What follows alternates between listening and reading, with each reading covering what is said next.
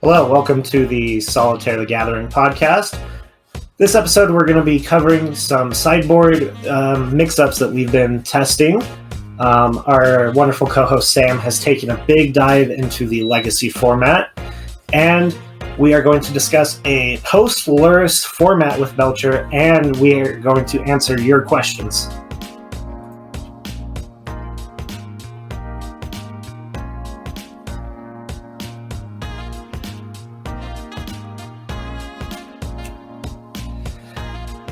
Hello, welcome to episode 3. I am Riker, also known as Dredge the Bed on the internet. I am tuning in from the United States, and I am joined by my wonderful co-hosts and even better pilots, Robert, Sharif, and Sam. And let's go ahead and introduce ourselves, guys. Hello, I'm Robert. I'm tuning in from Austria, and I got my Akroma summary dismissal today. Lovely. Hello from Canada. I'm Sharif, and I didn't have my Akroma summary dismissal yesterday. Greetings from Argentina, Shanti here. Sam, also known in the real world. No Akroma, but I have been fortunate to boil a lot of people. All right, bad beats all around. Speaking of bad beats, I think Sharif has a real quick bad beats story, and then we can talk about this even worse, Akroma being summary dismissaled. Lovely.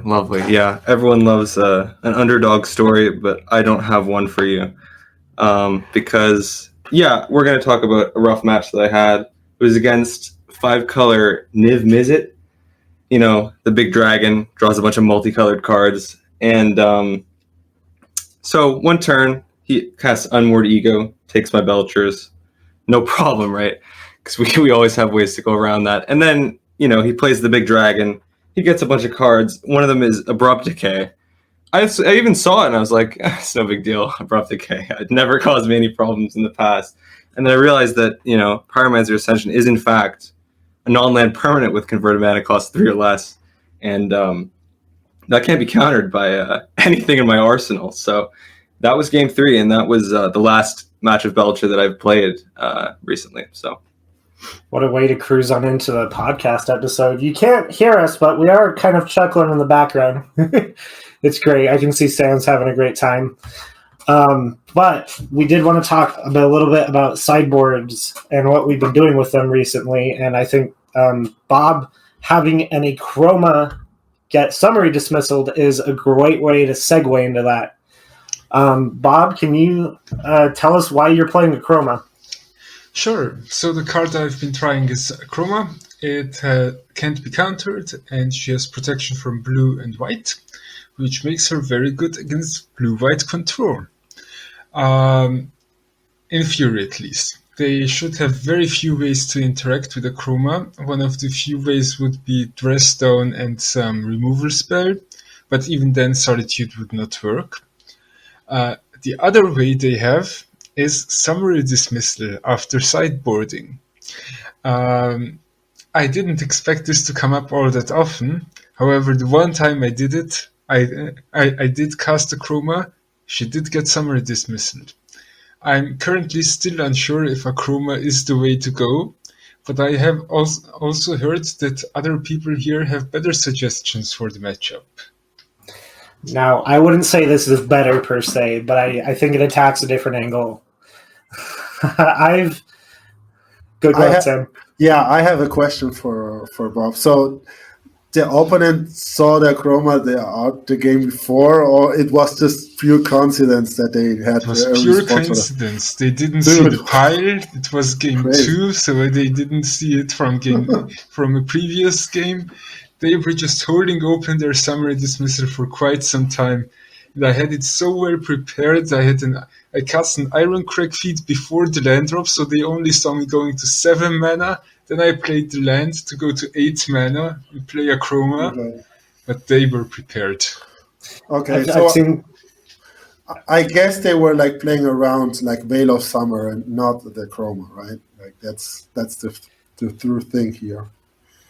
Yes. Yeah, so summary dismissal has shown up in some sideboards for the Titan matchup. Just a chroma was an unfortunate side effect.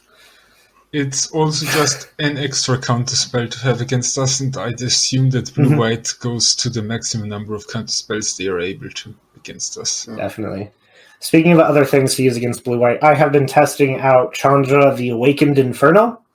It's a 6-mana walker that says cannot be countered, and its +2 is each opponent gets an emblem that does 1 damage to them at the beginning of their upkeep. So I haven't seen this. I've been testing it, and it hasn't really been a game ender against control. They have ways to beat it, but I've liked it in a sense that when I cast a Chandra, my blue-white opponent not only has to worry about me going off with Belcher or other effects, they now have to worry about this thing that's constantly pressuring them, which will really kind of strain what their decisions are at certain points in the game. Because I mean, that's my experience with Chandra. Chandra just is another, here, big red button, get rid of it, or it's just going to kill you. And I, in all honesty, I don't think Chandra's good, but I think Chandra's better than Kozilek in my sideboard, because I just need 1 bad card in my sideboard at all times. Makes me feel safe. I might go back to Kahira now that Luris is gone.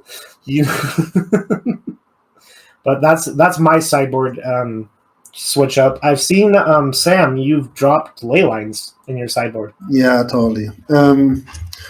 So what I'm seeing is a lot of Grixis player there just moved to Murktide. Black is like dropping down a lot. There is like perhaps like more Junt, or players are trying to play Junt or some Rakdos versions, but still discard is dropping down a lot.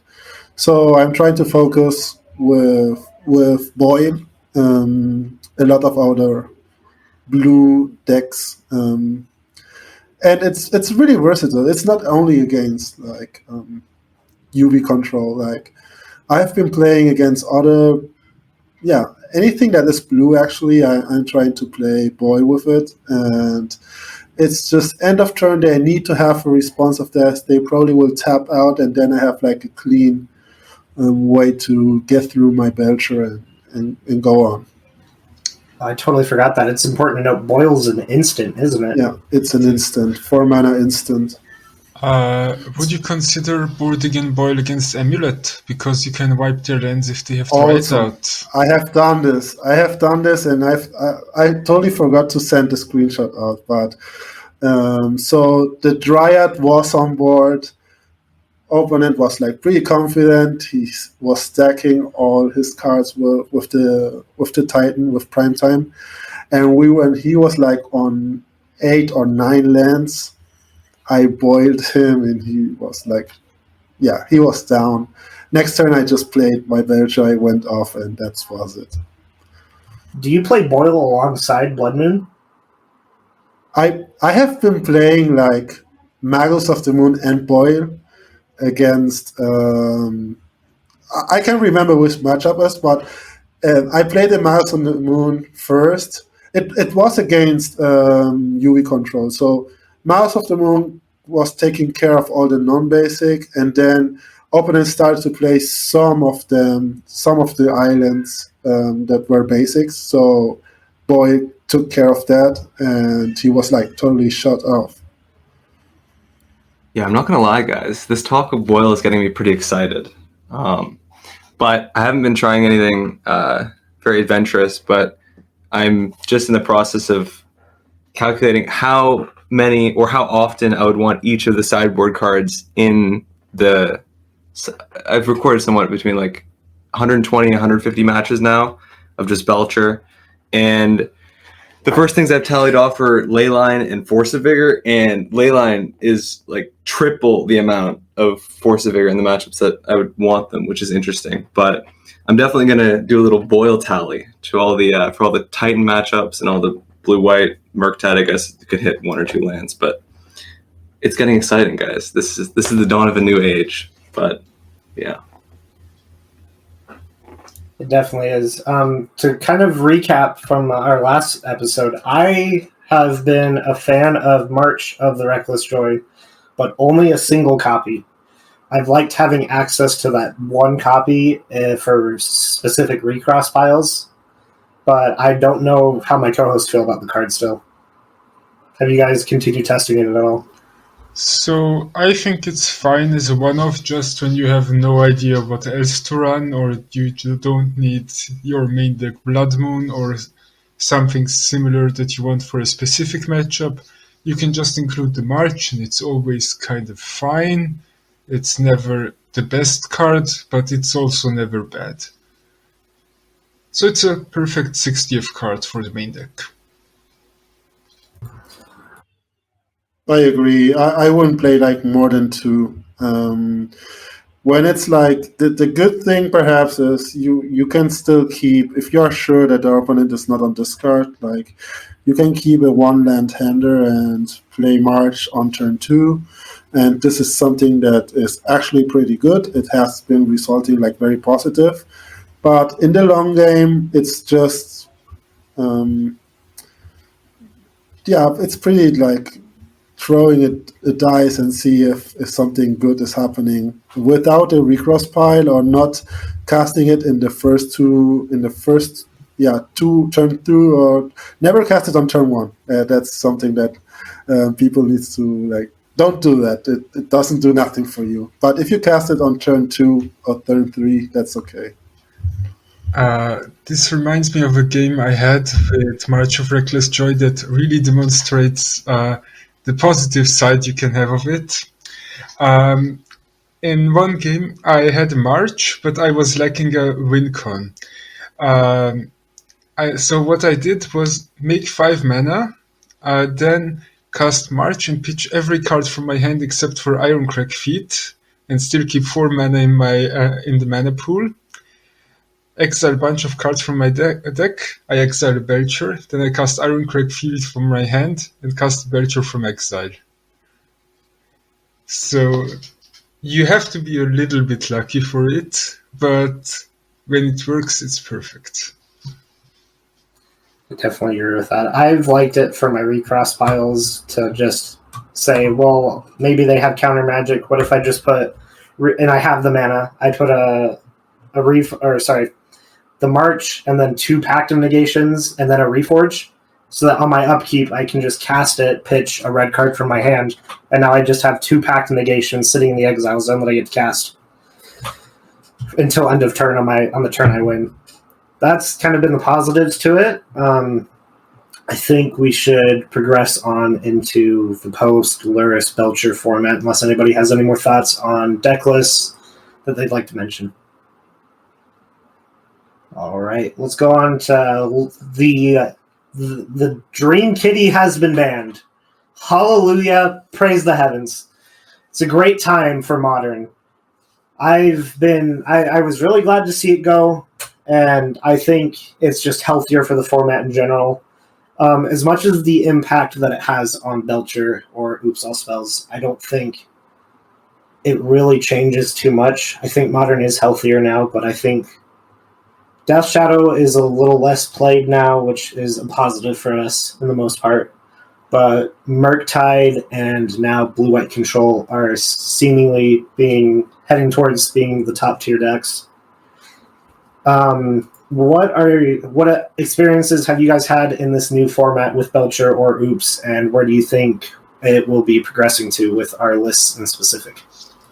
So in general, the main meta change was that the prominent Lurrus deck, Death Shadow, almost disappeared and got mostly replaced by Murktide. I think this is generally favorable for us because with Death Shadow we had to deal with discard and at least some amount of counter magic, while against Murktide we just have to deal with counter magic. This allows us to just board in the Veil of Summers and we have no need for ley lines, and so we have better focus post-board. Overall, however, I don't think there is that much difference for Belcher. It's not like... Murktide is still not a great matchup for us. So we're not talking about the complete disappearance of a bad matchup.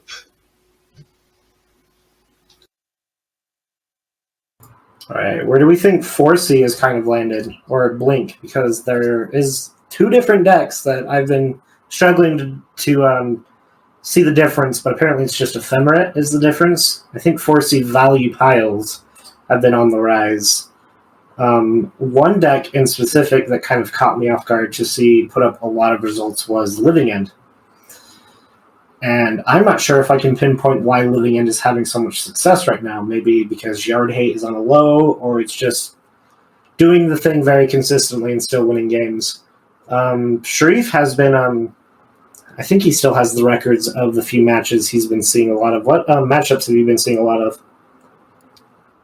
Yeah, that's what's been interesting. It's been very consistently inconsistent.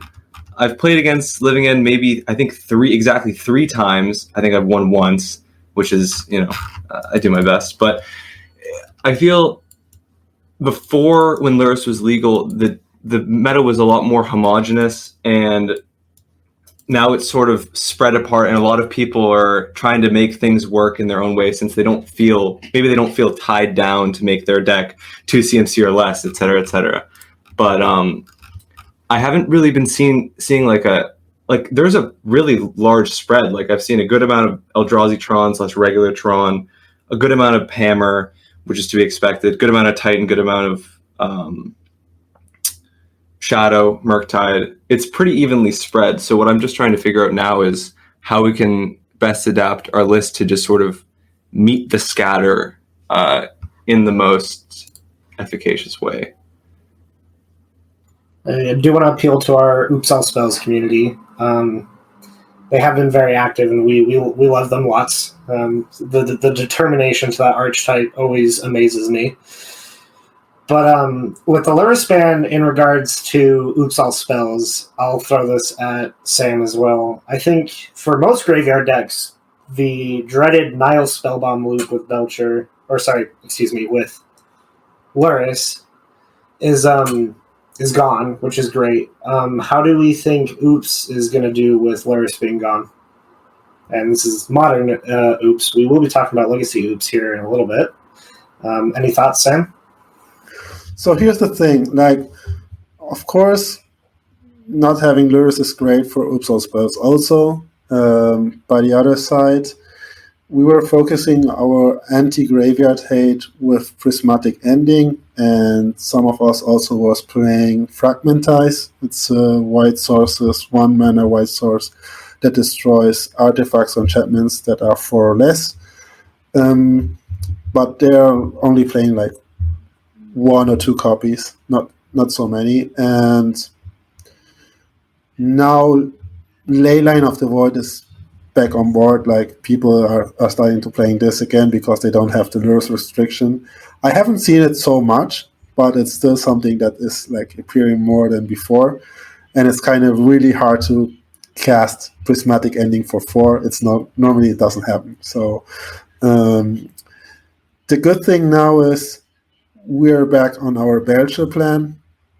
CMCers are getting higher, so now we have the option, and I have seen it in the last list that are having 5 O's. They are back playing 4 Belchers, in the 75. In case that Leyline appears or something like that, we can play this, and we have more space. Thassa Oracle is still good because Sanctifier is still being played. So you can go around this with your main deck. You don't need to bring a lot of graveyard hate, anti-graveyard hate. But okay, yeah, I think Lurrus ban has been healthy for almost every deck that is not playing Lurrus. Yeah, I think that we will agree on that. You can see how much the meta shifted in the last 2 weeks. And yeah, basically this is my opinion on that. Oops All Spells is, if you drawing hot one day, you're going to have a lot of results. I still think, I must admit that Belcher is more resilient, but in the correct meta game, Oops can do more things or can hurt more than Belcher. I think after the Luris band, and I want to ask if you guys have played this matchup. I saw Boomer Jund come back in force. I saw a lot of it. I've played the matchup, and it seems still that we're mostly favored against them. Their clock is slow. They have to be packing a lot of discard magic to really impact us. I think I'm still sitting on a positive win rate against Boomer Jund. What about you guys? So I have encountered that version of Jund as well quite often. I think it's a better matchup than the Luris Jund used to be, mainly because Boomer Jund is not playing Urza's Saga and therefore does not have Piffing Needle or Nile Spellbomb. Sure, they have a little bit more interaction, but overall I think it's not the discard or the Assassin's Trophies or the Liliana of the Whales that won the game for them. It's rather the combination of those with the Urza Saga and its targets. Yeah, I completely agree with Robert. I think with this Luris ban, a lot of people are playing their pet decks again. I'm in my position, and sorry guys if somebody is here a Jund fan. Jund is completely dead to me in the modern. I don't think really Lily is a good planeswalker right now, and I have seen Lily a lot. If they don't run into the Boseiju loop that they can do, because they play one or two copies with Wrenn and 6, and they can of course sinkhole us every turn, or they can even do it twice, then we're actually in a better position. A lot of players say that we're not favored in this matchup. In my perspective, I disagree. We have better top decks than them, and they are pretty slow. If they have Tarmogoyf and go and start to attack without a Ragavan, it's pretty slow clock. Yeah, I saw them playing Grist as well now in a 3-drop slot, and I think that's very good for us. The issue for Jund in the Belcher matchup is that all their walkers don't impact us unless they have the correct setup.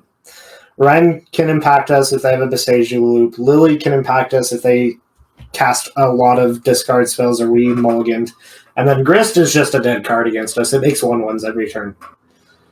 But as far as their clock goes, they seem to slow down a little bit. They've kind of gone heavier into a Planeswalker plan. That's just my experience with seeing Jund. I thought Urza Saga Jund was still going to be around. I was obviously wrong. I still think Urza Saga Jund will be better than what we're seeing right now with all the Boomer Jund lists, if set up correctly. But that's what I've seen with Jund. Well, Spike was yesterday on stream, and he played Jund Saga, made a 12-3 or something like that. So I agree with Bob regarding that also. Jund Saga is still a deck that, if they is going to play, then it will hurt Belcher much more than the traditional Boomer Jund.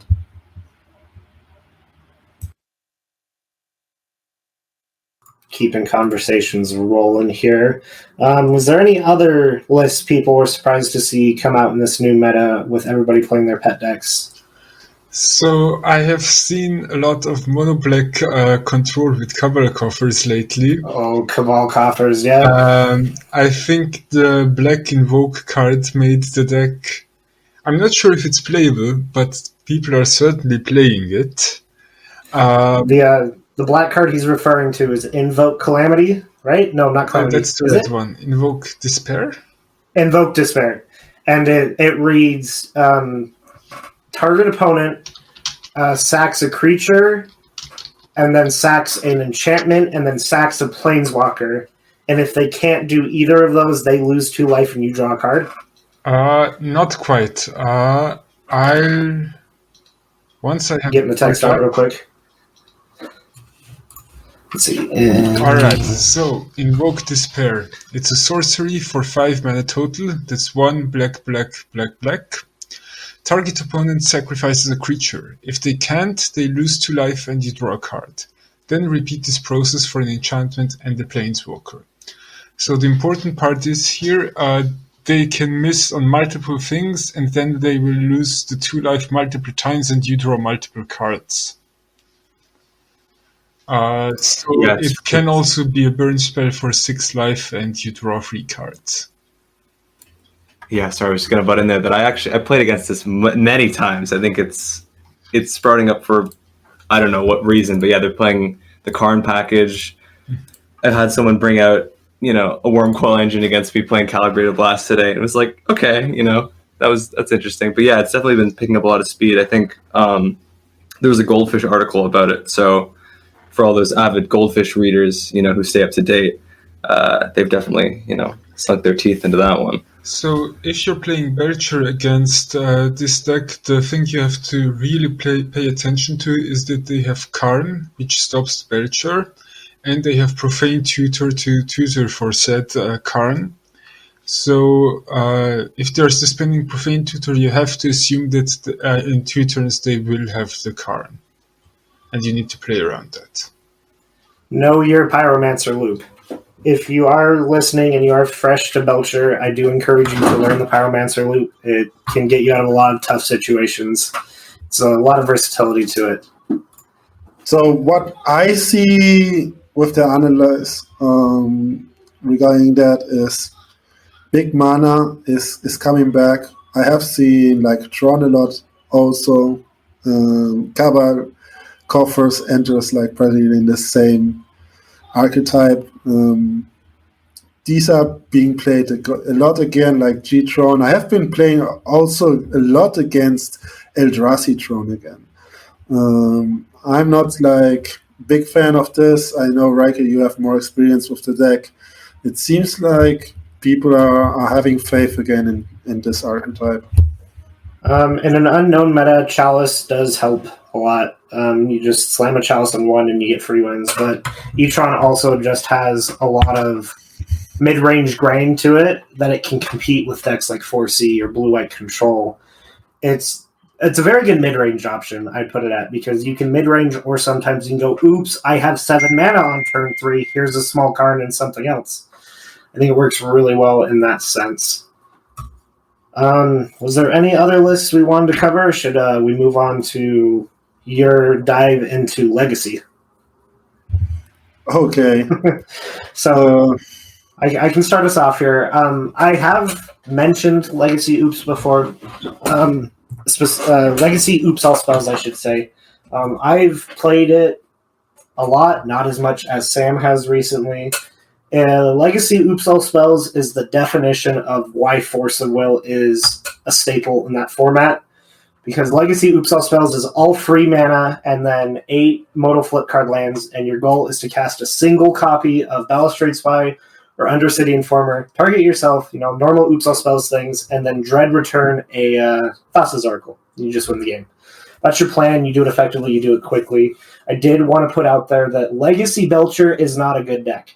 It's just 7 mana is a lot versus 4.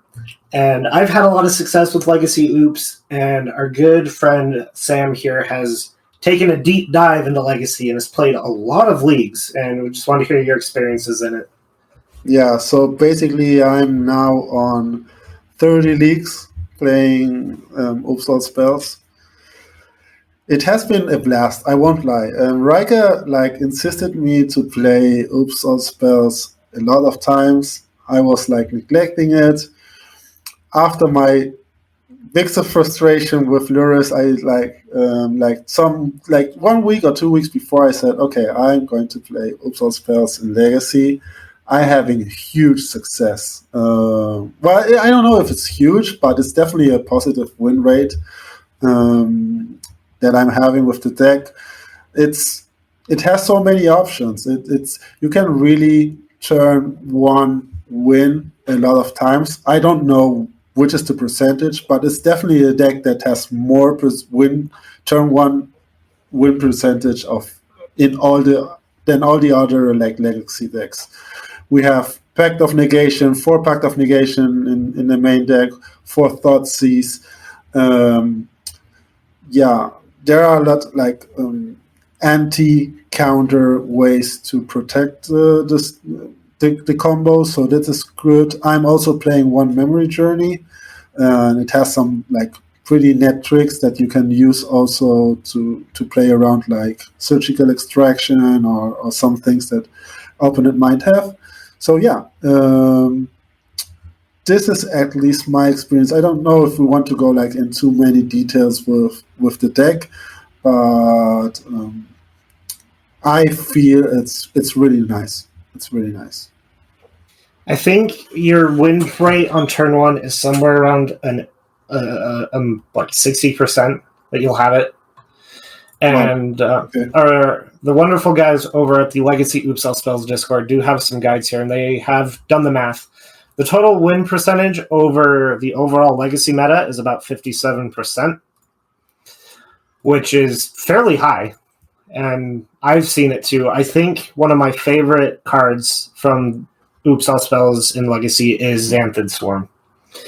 Xanthid Swarm is a 1 green insect that is flying in a 0/1, and it reads, when Xanthid Swarms attacks, opponents can't cast spells or this turn. I think it might say activated abilities, but I think it's just nobody can cast spells this turn except you. Yeah. And that's been a... I really want that. I want that in Modern too. Somebody showed me Hope of Gearfair, and I said it's not the same thing. Hope of Gear... You have silence if you want. It's not the same thing. I know. But so here's the thing. A lot of times, like game 2, if you like bring it, because you normally bring it in every time you see something blue, because blue always have Force of Will and Force of Negation. I played on turn 1, and they need to have something. And most of the times, of course, you are Delver. They're going to take out their removal. They still will play some lightning bolts, but they will concentrate to have more counter options. So this swarm thing, this insect, it's so bad for them. They will need to Force of Will it, and they did it a lot of time. I played and they were like on 5 cards, they go down to 3, exile a card, and then you have a lot of space to still play, like a little bit slower perhaps, but still with more card advantage than them. I've had my Xanthid Sword be Force of Willed as well. I've enjoyed Legacy. It's a nice little retreat from Modern, especially when Lurrus was legal. Legacy was just an escape. I could go and just do this.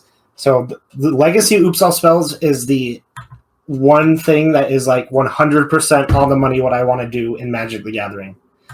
And that's be uninteractive, win on turn 1, and then go get some lunch. That is perfect Magic for me. I can't really do that in Modern, but Belcher kind of lets me do that, but also kind of brain teases me a little bit too.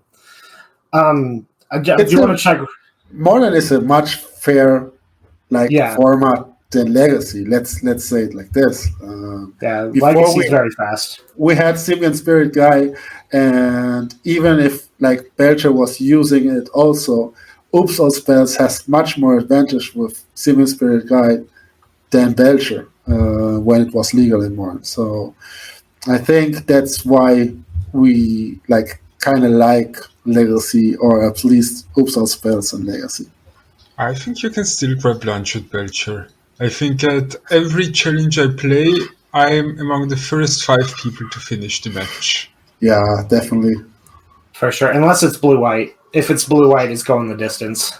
Yeah, then you're in the first 15 or so. That is fun about Belcher, is that you have games where you just go, turn 2 Ironcrag? All right, let's go next. And then you have other games where you cast a Recross and you have to go, I have to prepare for the next 8 draw steps. Okay, what do I do here? I did want to ask you, Bob and Sharif, have you guys tested Legacy at all? I have played a bit of Manaless Dredge. I mean, it's fun. It's not good, but it's fun. Yeah, I haven't really dived deep into Legacy, but all this Oops talk is making me want to try it out, so I at least can have an opinion on this in the future and get those sweet turn 1 wins. Because, yeah, I mean, the fact that Belcher is a fast deck is lovely in itself, and I just feel that every time I switch decks and I take 40 minutes to finish a match, and it's just like I could have played a league with Belcher and been much more happy. But so yeah, definitely grateful for that aspect of the deck. I did want to say, if you want to kind of grind up some per se treasure chest in Moto, play Legacy Oops All Spells, because your leagues are 40 minutes or less, and you usually go, like, the worst you end up doing is 3-2. Because any kind of fair strategy you hit, or any deck that's not blue, you usually just steamroll. I was going to say that. Well, I had a lot of cards. I don't rent decks, so I had a lot of cards. I took the decision to pay the Lotus Petal because they're like really expensive, and I recover all the investment like in 1 week, more basically. It's huge, the revenue that you receive by playing it. If you understand how to play it well, because there's a lot of things that you need to learn with sequence. We like play the Green Pact for Elvish Spirit Guy. You have like Lotus Petal. Like you have a lot of mana resources that can or might be a way to lose if you don't sequence it correctly, because the opponent normally understands very well what you're trying to do. So once you learn that, then it's free money. And definitely, and Legacy Oops All Spells is an extremely budget deck by Legacy terms, and I could consider it in the lower price decks for Modern now as well. It's only $700 to $800 in paper, and you're dropping maybe $400 on Moto. That's for Legacy, where decks are like $3,000 and up. That's extremely cheap. And Modern, we're catching up to Legacy in Modern with our prices. Unfortunately, a lot of decks are now over $1,000, and if you came to play Belcher because it's a budget deck, we'd love to have you here. We'll help you the best we can. Belcher is, I think Modern Belcher sits at what, $400? Seems about fairly, like $400 to $500. Fairly cheap deck. And I think that's how I dove into Magic as well, was Storm was the cheapest semi-competitive deck. And, now I'm here playing Belcher. I'm still a cheapskate, as you can see. Is there any more thoughts that we wanted? Bob or Sharif, you guys think you're going to try Legacy anytime soon?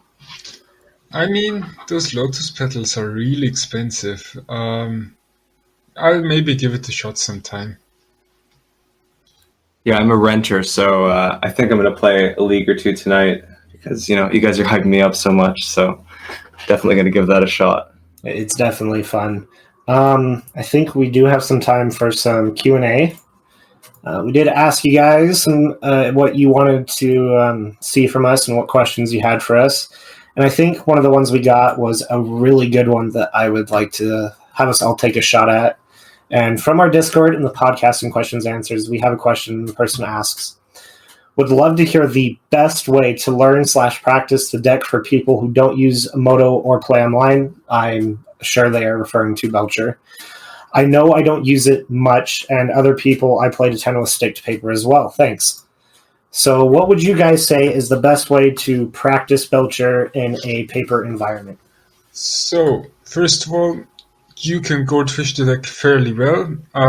People won't interact with you often anyway, so goldfishing is often a good representation of your actual games.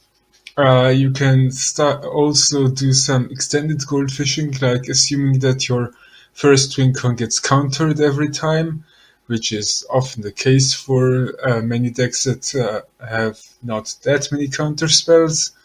You can play in a way that your opponent is a turn 1 Thoughtseize and then keep on playing.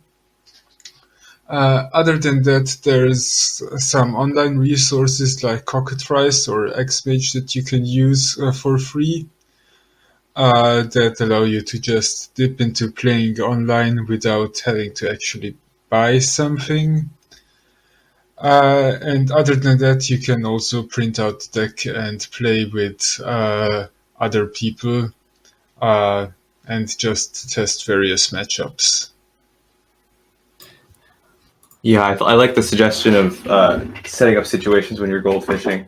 And another thing is just go to the store and lose, because you're going to have to get used to the situation of just being in front of someone, playing the deck, interacting with the person, making sure everything's going cleanly, and making sure you get your triggers right, making sure you get their triggers right, making sure everything goes smoothly. Sometimes playing Magic is nerve-wracking, and you just want to ease yourself into that situation, go ahead and lose for 2 weeks, and you'll make all the mistakes that, maybe you wouldn't have made it at home with Goldfishing because, who knows what funky things are going to show up at FNM. But, I really just think getting the experience under your belt and even just dropping a million games before you just get the hang and the feel of all the different nuances of the deck is just a really great thing to do.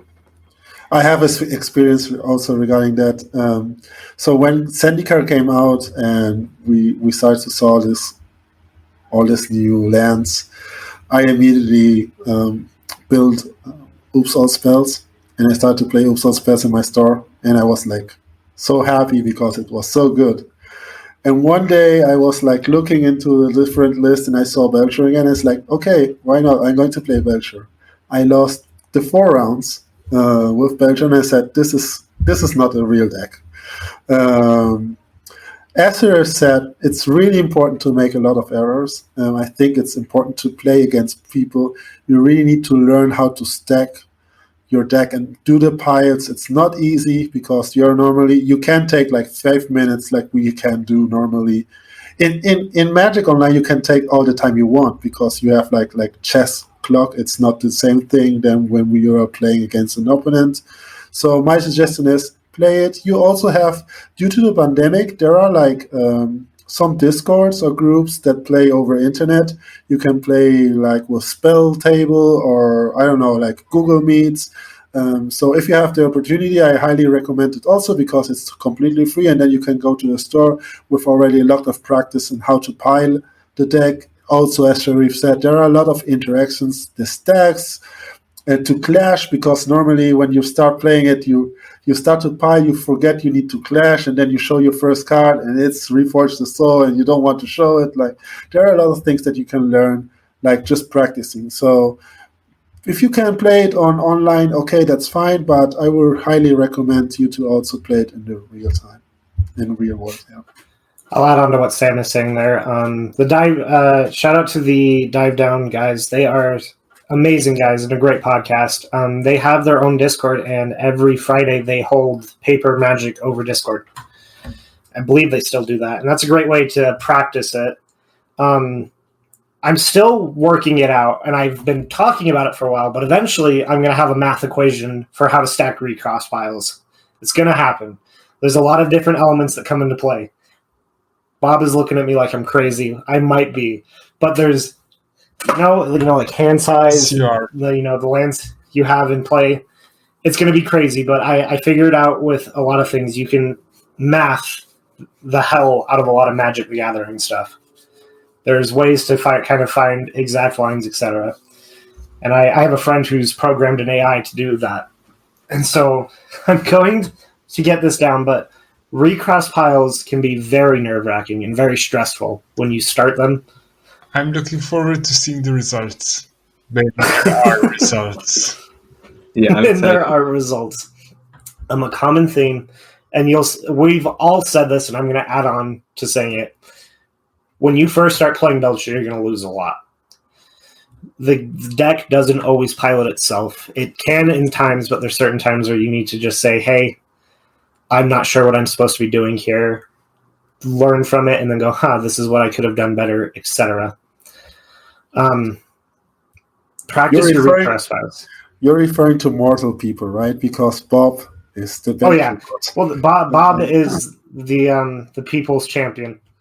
Yeah. Bob looks at his deck and he goes, that. Okay, let's go. Yeah. Any recross pile. I think my second league was a 5-0. Okay. We're talking about every normal person, Bob. Okay, for normal people, I know it's hard when you guys start out. There, you got Bob's pity. practice your Pyromancer pile too. There's a video on our Discord on how to go through that, and it's shown with a paper deck, kind of going through the loops of that. Yeah. That's an important thing to know. But it's important to practice it first, because I can say that maybe my second league was good, but what you have to remember, I also goldfished a bunch before playing. So what you have to remember is, at the start, you need to practice a lot. If you don't practice, you will lose it a lot at the start. That's fine too. But one way or the other, you will have to get your practice in at the start. All right. Anybody have any more thoughts, or should we move on to the next question? All right. The next quick one, I think Bob has a list set up for it, is this person asked, matchup list of the most common decks from easiest to hardest in the current meta, just in how favored we are versus them, etc. And Bob, do you want to share that list with us? Sure. Sure. So the worst matchup. So what we're going by is the top 12 or top 15 decks on MTG Goldfish. The worst one, in my opinion, is Living End. I have marked it as a 35-65 matchup. Living End has a lot of interaction with us, with Grief and Force of Negation. A lot of it is free, so it's hard to play around it. And they have a quick clock, so it's a bad matchup. After that, it's Murktide. They also have a fairly quick clock, and they have a lot of interaction.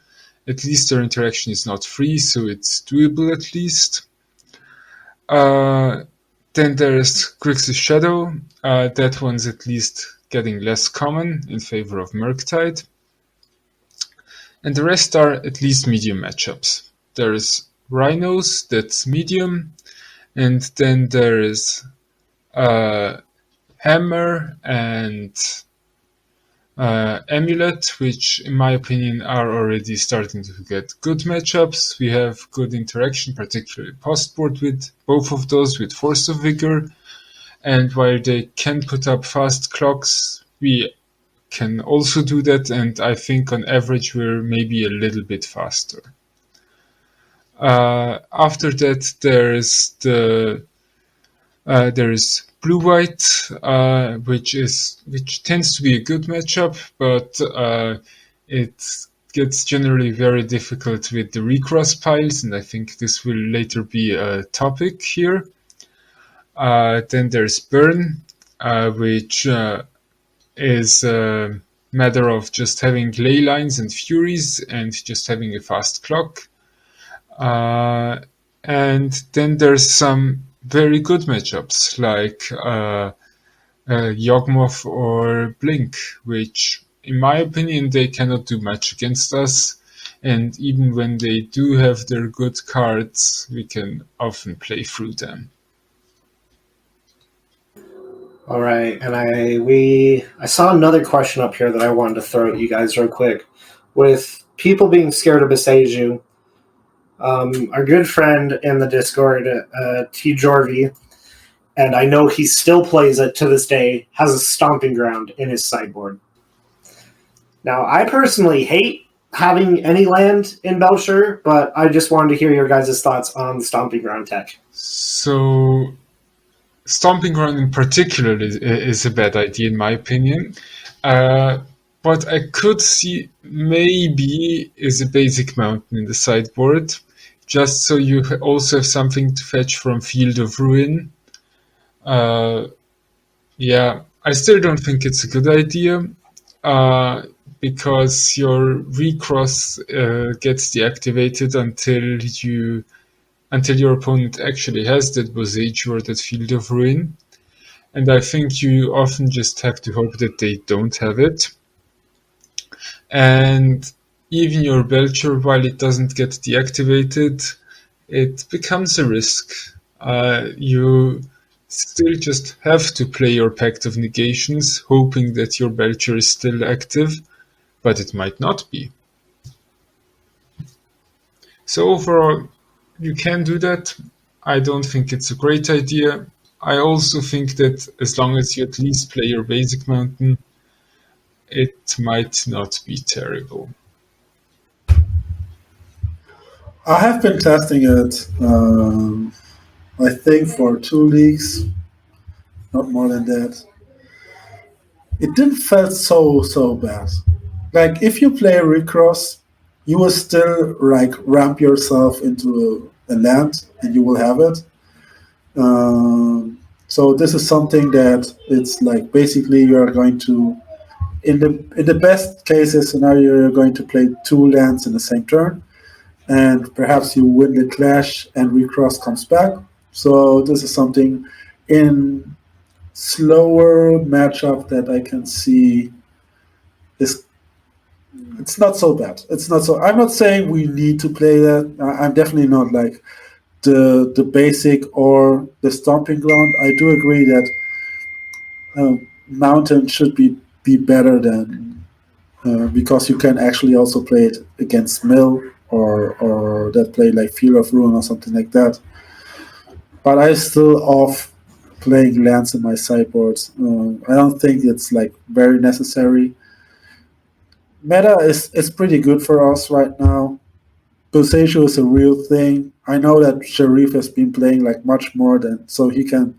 I don't know if Sharif, have you been playing like a basic land or something like that? Have you been trying? Right, yeah. I really wanted to get in here. I think it's totally unnecessary. The amount of times that I'm losing to Boseiju is not anything to warrant, destroying my recrosses. They might not draw, the amount of decks that are playing 4. It's like, I believe it's literally just Titan.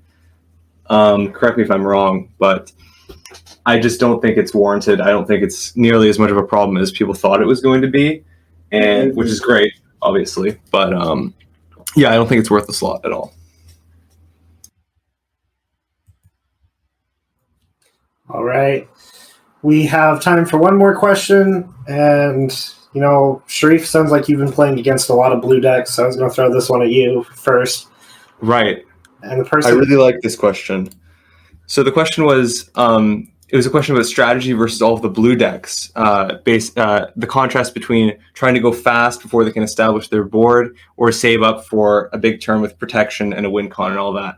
So I mean, it'll start when you mulligan and how roughly you have to mulligan. Assuming you have a relatively sustainable hand, 1 or 2 win cons, I would just try and shove it in their face as fast as possible. And assuming one of them resolves, that's great. If it's recross, then that's where I would sort of take the opposite approach and try and set up something that's a little bit more slow moving, depending on what you think your opponent has going for them. So of course, depends on how many cards they have in their hand and what they've used and whatnot, and what they've shown you in sideboard and all that. But I think it definitely is neither one nor the other, because sometimes you're going to be stuck with a hand that is just not capable of going fast, and it needs to take the other approach of building up a little bit more protection, waiting a few turns. But I think usually the amount of games that I win, it certainly helps to be more aggressive in the beginning, because you have a lot of a higher chance of resolving one of your win cons. And if it's recross, that's usually what you need to just close the game. I enjoy playing Belcher against counterspell decks or blue heavy decks. I mean, it can be a pain, but it's definitely one of the matchups that is not repetitive. When these matchups, you are given different hands and different, deck lists from your opponents. I do agree. I do have a blue-white guide in our Discord. I do agree that forcing your opponent to have it is the correct move when you have hands that say, I'm going to go fast, I'm going to make you have it, and if you don't have it, I win the game. And that's a combo approach to a lot of control-esque matchups, but recross can make for some very interesting piles. For example, blue decks often play Teferi Time Rattler, and that will completely shut off your Reforge, and you have to play something else to get around it, like Valakut on the top to throw away your hand, get the new hand. My favorite thing to do against any control-heavy deck is if I'm not feeling up to just, okay, how deep of a pile do I have to make this? I'll take 4 Belchers mixed in with Pact of Negations and slap them on top of the deck. And just go, can you answer 4 Belchers and a Pact of Negation? And, it's pretty frequently they cannot. Having 4 interaction spells every single turn does demand a lot of them because it stops them from being able to draw cards and play blockers to build up their necessary hand size. That's my approach to a blue matchup. I'm not sure if Bob or Sam have any other thoughts on how to play against the blue matchup. They can often answer those 4 Belchers, those 4 consecutive Belchers. And in my experience, often deep down into the pile, I noticed that had I just piled it a little differently, it would have worked out. But sometimes I would have needed one more land to just have the Belcher plus the activation on the same turn, or I could have needed an extra Veil of Summer instead of the Pact of Negation that is no shut off due to the Teferi. So I think that is something that I could improve upon a lot still.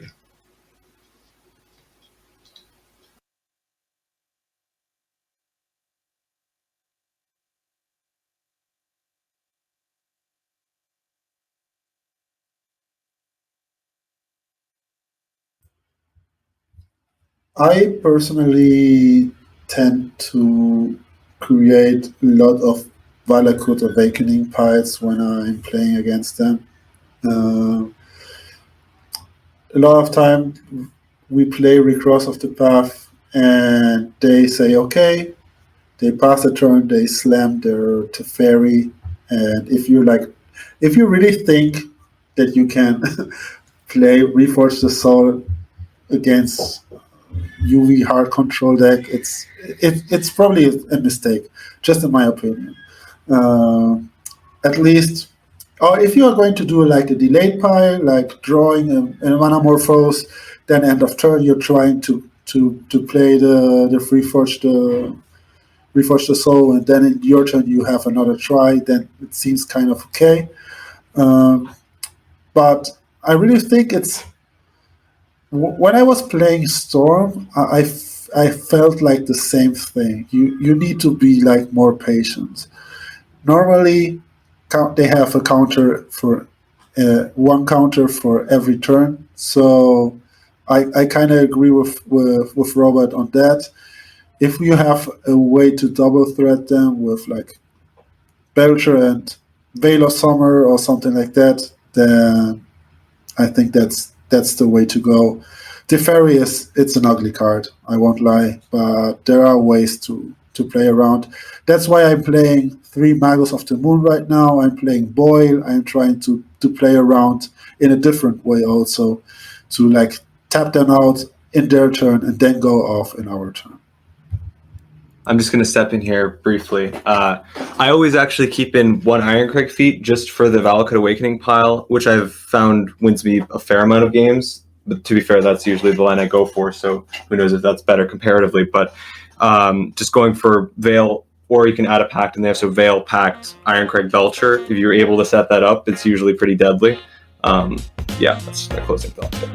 All right, time for the shameless self-plug. We do have a Discord. We encourage you to check it out if this is your first time being around.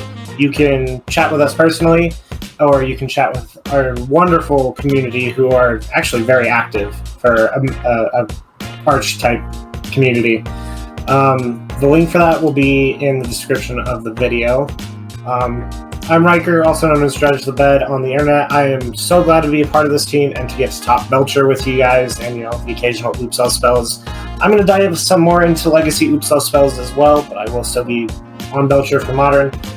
That's my wrap-up, and I'm going to let my co-hosts do their exits. Don't get your Chroma Summer dismissed. Really, guys. It's not fun.